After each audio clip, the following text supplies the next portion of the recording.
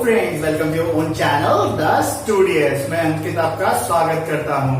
I hope आप लोग मस्त हैं और स्वस्थ हैं। चलिए क्लास 10 आज हम लोग डिस्कस करेंगे ज्योग्राफी का फर्स्ट चैप्टर। बहुत ही ज्यादा इंपॉर्टेंट चैप्टर है टोपोग्राफिकल शीट्स या टोपो शीट्स। ये चैप्टर आपका 20 मार्क्स कवर करता है आपके बोर्ड एग्जामिनेशंस में। सो ये बहुत ही इंपॉर्टेंट चैप्टर है, इसको लाइटली आप नहीं ले सकते और ये कंपलसरी है, आपको करना ही करना होता है। ये सेक्शन आप छोड़ भी नहीं सकते। बेसिकली यहाँ पर मैप का 30 मार्क्स का सेक्शन होता है, जिसमें से आपका 30 में से 20 मार्क्स टोपोग्राफिकल शीट का होता है, 10 मार्क्स इंडिया मैप का आता है, वो बाद में डिस्कस करेंगे। आज बेसिकली हम लोग डिस्कस करेंगे आपका बेसिक टोपो शीट के बारे में। बहुत लंबा और इलेबोरेटेड टॉपिक है, इसलिए बहुत खींच के इसको नहीं पढ़ेंगे, स्लोली धीरे धीरे करेंगे। 2-3 पार्ट्स में भले ही हो जाए, लेकिन अच्छे से करेंगे।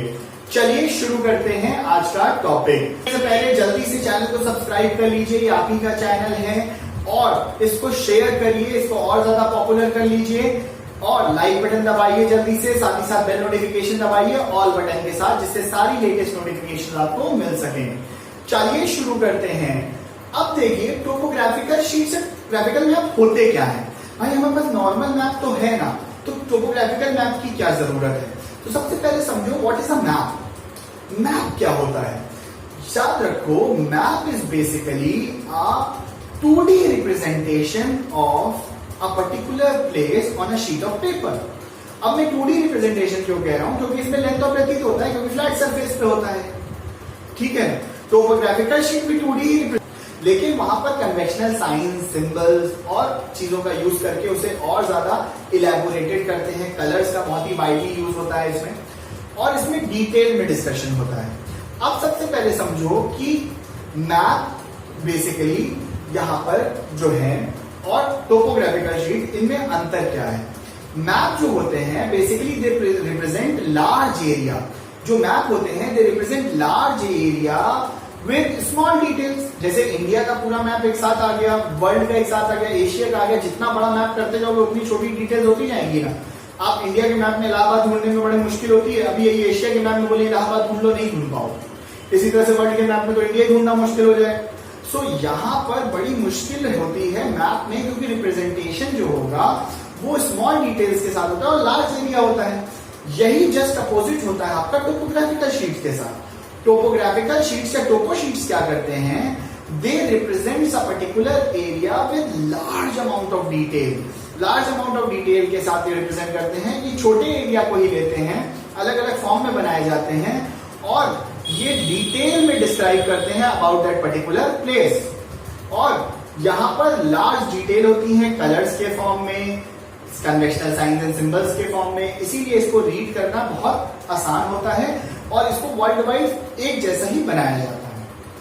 अब देखिए टोपोग्राफिकल शीट जो है वो इंडिया में बनती कहां पर है। बेसिकली इसको बनाता है आर्कियोलॉजिकल सर्वे ऑफ इंडिया, यानी कि ASI।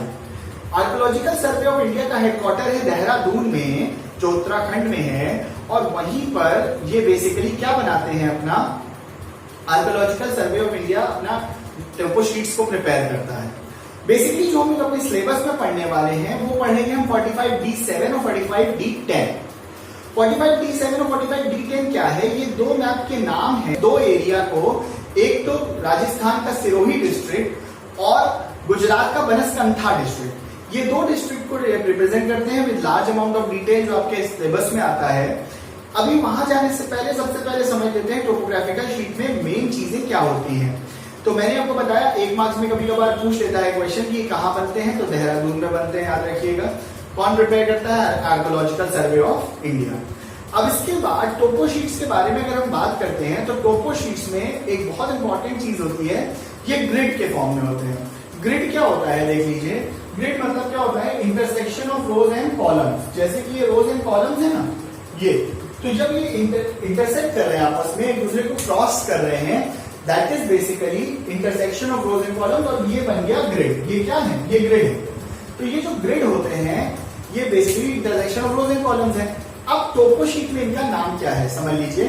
टोपो शीट में इन्हें नाम से जाना जाता है। ये लाइन जो है, ये लाइन बेसिकली आपकी चल रही है north to south, correct. North to south चल रही है ये लाइन, लेकिन इसको बोलते हैं हम लोग ईस्टिंग्स। याद रखिएगा, इसको किस नाम से जाना जाता है? ईस्टिंग्स। कंफ्यूज मत होइएगा। अब ये लाइन जो देखिए क्या है, आपकी चल रही है फ्रॉम ईस्ट टू वेस्ट, तो इस लाइन को कहा जाता है नॉर्दिंग्स। अब देखिए कंफ्यूजन कहां स्टार्ट होता है कि अरे भाई जो लाइन आपकी बेसिकली चल रही है ईस्ट से वेस्ट, उसको आप नॉर्दिंग बोल रहे हो, और जो नॉर्थ से साउथ चल रहा है उसको ईस्टिंग बोल रहे हो। अब यही तरीका है इसको नाम देने का। तो याद रखिएगा कि जो स्ट्रेट लाइंस हैं यानी कि वर्टिकल लाइंस, इसको स्टैंडिंग लाइंस भी कहते हैं, जो स्टैंडिंग लाइंस हैं, स्ट्रेट लाइन है, वर्टिकल लाइन है, इसको हम लोग बोलते हैं ईस्टिंग्स। ठीक है, ईस्टिंग्स की डेफिनेशन अगर करनी होगी तो डिफाइन कैसे करेंगे? Eastings are the lines which are running from north to south, these are vertical और स्टैंडिंग लाइंस। ठीक है, नॉर्दिंग क्या है? Northings are basically those lines which are running from east to west. कहां से रन कर रहे हैं? East to west. तो इसकी डेफिनेशन क्या हो जाएगी? The lines which are running from east to west and they are horizontal, they are known with the name of northings. अब जब एक दूसरे को इंटरसेक्ट कर रही है, एक दूसरे को कट कर रही है, तो ये जो कट करती हैं ये कहलाता है आपका ग्रिड। क्या कहलाता है? ग्रिड। आपने देखा हो, अगर मैं टोपो शीट का भी एक आपका शीट भी अटैच कर देता हूं तो आप उसमें कलर्स देखिए, तो कलर्स बड़ी वैरायटी, बड़ी अलग अलग दिखाई देते हैं। प्लस इसमें कन्वेंशनल साइंस एंड सिंबल्स का यूज होता है, लेजेंड्स का यूज होता है। बेसिकली लेजेंड्स क्या होते हैं? मैप में याद रखिए, लेजेंड्स बोलते हैं मैप में किसको? कन्वेंशनल साइंस एंड सिंबल्स और कीज। कीज मतलब क्या होता है? कभी भी कोई चीज हमें मैप में आसानी से ढूंढने के लिए, हेल्प करने के लिए नीचे की वगैरह बनी होती है, और कन्वेंशनल साइंस एंड सिंबल बने होते हैं। एग्जाम में नहीं बने रहेंगे, परेशान मत होइए, सीखना पड़ेगा, तो सीख लीजिए। तो यहां पर क्या है कि आपको अच्छे से सीख लेना है उसे, वो कहलाता है लेजेंड्स। और कन्वेंशनल साइंस एंड सिंबल्स की मदद से ही ये पूरा का पूरा टोपो शीट तैयार होता है। अब देखिए टोपो शीट में आज हम बात कर लेते हैं पहले तो कलर के बारे में। ठीक है, कलर्स बहुत अच्छे से समझ लीजिए, फिर बाद कलर्स के बाद जो हम लोग नेक्स्ट वीडियो करेंगे उसमें आगे डिटेल में बात करेंगे कि जो चीजें आपकी और है। सबसे पहले समझ लीजिए कलर्स, जो इतना कलरफुल मैप है उसमें अलग अलग कलर अलग अलग चीजें सिग्निफाई करता है। सबसे पहले आ जाते हैं, आपको मैप में बहुत ज्यादा दिखाई देता है येलो कलर। येलो कलर होता है आपका एग्रीकल्चर यानी कल्टीवेटेड लैंड। जितना भी कल्टीवेटेड लैंड है, कल्टीवेटेड एरिया है, वो किस कलर से होता है? येलो कलर से। इसके बाद सेकेंड ग्रीन कलर बहुत दिखाई देता है, और ग्रीन भी दो वैरायटी में दिखाई देता है, एक होता है डार्क ग्रीन और एक होता है लाइट ग्रीन। समझ लीजिए, बहुत अच्छे से पेन डाउन करते चलिए, वीडियो को पूरा शुरू से लेकर लास्ट तक देखा करिए तो अच्छे से क्लियर होगा चीजें। अब देखिए क्या है कि जब आप डार्क ग्रीन की बात करते हो, डार्क ग्रीन कलर होता है जहां पर आपका बड़े बड़े फॉरेस्ट हैं, यानी कि natural vegetation on a large scale, वहां पर आपका क्या होता है? Dark green. और आपको मैं बता दूं हिंट के लिए कि 45D7 और 45D10 में आपको बहुत ज्यादा डार्क ग्रीन नहीं मिलेगा कहीं पे भी। ज्यादातर हमेशा आपको क्या मिलता है? लाइट ग्रीन मिलता है। ये एक ट्रिक है जो मैप सॉल्व करने के लिए होती है। मैं ट्रिक आपको सिखाता जाऊंगा, लेकिन अच्छे से पढ़ते जाइए वीडियो को। अब इसके बाद नेक्स्ट क्या आ गया? Light green. Light green colour क्या सिग्निफाई करेगा भाई? लाइट ग्रीन कलर सिग्निफाई करता है बच्चों श्रब्स एंड बुशेस। क्या सिग्निफाई करता है? श्रब्स एंड बुशेस, जो झाड़ियां होती है, झाड़ झंकार, ये सिंहार, थॉर्नी बुशेस, श्रब्स। क्योंकि भाई अब देखो सिंपल समझ लो, कहां पे हम बात कर रहे हैं? राजस्थान और गुजरात, और वो भी कहा? बनासकांठा और सिरोही, यानी ये थोड़े से डेजर्टेड एरिया के आसपास के एरिया है ना, तो यहाँ पे श्रब्स, बुशेस ये सब ज्यादा होंगे, इसीलिए वो क्या होते हैं? लाइट ग्रीन कलर से होते हैं। अब आ जाते हैं ब्लू कलर। ब्लू कलर सब सुन के बोले अरे वाह, ब्लू मतलब वाटर। बिल्कुल करेक्ट, ब्लू मतलब वाटर ही है, लेकिन ब्लू में भी याद रखिएगा एक आपका डार्क ब्लू कलर है। डार्क ब्लू कलर होता है पेरिनियल रिवर के लिए। पेरिनियल रिवर क्या होता है? वो रिवर जो पूरे साल भर फ्लो करती है, हमेशा रहती है, और यहाँ पर पेरिनियल रिवर ज्यादा नहीं है, याद रखिएगा, क्योंकि ये कहां पर है? राजस्थान गुजरात के एरिया है। यहाँ पर ज्यादातर सीजनल रिवर है, इसीलिए लाइट ब्लू से होती है। याद रखिएगा ये किस कलर से होती है? लाइट ब्लू से। इसके बाद आ जाइए ब्लू के बाद ब्लैक कलर। अब देखिए ब्लैक कलर क्या सिग्निफाई करता है? ब्लैक कलर दो तीन चीजें सिग्निफाई करता है। ब्लैक कलर से ब्रोकन लाइन सिग्निफाई होती है। अब देखो ब्रोकन लाइन क्या है, बोल तो दिए broken line. Broken line black colour से होती है, इसका ये मतलब होता है जब कभी कोई रिवर, कोई स्ट्रीम चलते चलते गायब हो गई। अब गायब कैसे हो गई? कोई भगवान ने उठा नहीं ले गए उसको, या कोई किडनैप नहीं कर लिया है। गायब इसलिए हो गई क्योंकि आपको मालूम है ये एरिया जो है सैंडी एरिया है। अब सैंडी एरिया है तो सैंड की क्वालिटी होती है ना, पोरस होता है, पानी नीचे खींच लेता है। तो क्या होता है कि जब स्ट्रीम वगैरह बहुत ही पतली होती है, बहुत ही आप कह सकते हो लाइट होती है, तो कुछ समय चलते चलते वो गायब हो जाती है, यानी वो उनको सोख लेता है, तो वो ब्लैक कलर से सिग्निफाई होता है, दैट इज ब्रोकन लैंड। साथ ही साथ ब्लैक कलर से आपका सिग्निफाई होता है ड्राई वेल्स, ड्राई टैंक्स, ठीक है ना। ड्राई वेल्स और ड्राई टैंक्स जो होते हैं वो भी ब्लैक कलर से ही सिग्निफाई होते हैं, तो ये चीज ध्यान रखिएगा। आज केवल कलर के बारे में बात कर रहे हैं, जो कन्वेंशनल साइंस एंड सिंबल्स है उसके बारे में बाद में बात करेंगे। तो ये कलर्स में याद रखिएगा, ब्लैक कलर से ड्राई वाला भी पोर्शन हो गया। इसके बाद नेक्स्ट आ गया व्हाइट कलर। अब देखिए व्हाइट कलर किस काम में आता है। व्हाइट कलर बहुत इंपॉर्टेंट है, क्योंकि व्हाइट कलर आपको बताता है कॉजवे के बारे में। याद रखिए नया वर्ड आ गया आपके लिए, कॉजवे। अरे भाई कॉजवे क्या है। अब जब मैंने बताया ना यहाँ पे सीजनल स्ट्रीम्स और रिवर्स बहुत ज्यादा है, क्यों? क्योंकि राजस्थान और गुजरात के एरिया में बारिश जब होती है तभी ज्यादातर थोड़े बहुत आपके रिवर्स और स्ट्रीम्स, नदी नाले जिसे बोलते हैं ना, बहने लगते हैं, अदरवाइज सूखा ही रहता है। तो जिस समय वो सूखा रहेगा तो वो एक जगह से दूसरी जगह जाने के लिए यूज में आएगा ना area, correct. It is for movement of from one place to another, तो इसीलिए वो व्हाइट कलर से सिग्निफाई होता है और उसको बोलते हैं causeway. Causeway signified by white colour and it is used for movement from one place to another.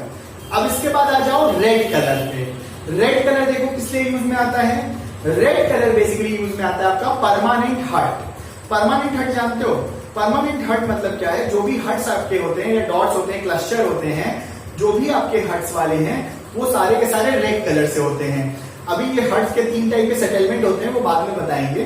तो याद रखो बस रेड कलर के जो डॉट्स होते हैं वो परमानेंट हट्स वगैरह को दिखाते हैं। इसके बाद रेड कलर से आपका ग्रिड की लाइंस भी होती है, यानी नॉर्दिंग्स और ईस्टिंग्स भी रेड कलर से ही बनते हैं। तो याद रखिएगा ग्रिड लाइंस भी रेड कलर से बनती हैं। लास्ट कलर आ गया आज का जो है ब्राउन। ब्राउन देखिए बहुत इंपॉर्टेंट है, क्योंकि कॉन्टोर लाइंस को सिग्निफाई करता है।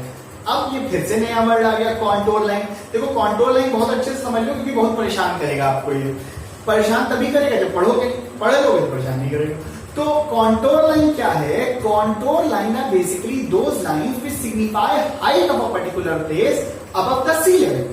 वो किसी भी जगह की हाइट बताते हैं अबव द सी लेवल, और दो जगह जिसकी हाइट सेम होती है उनको ज्वाइन करने के लिए यूज में आते हैं। बेसिकली कॉन्टोर्स के बारे में डिटेल में बाद में बात करेंगे, लेकिन याद रखिए कॉन्टोर लाइंस किसको सिग्निफाई करती हैं?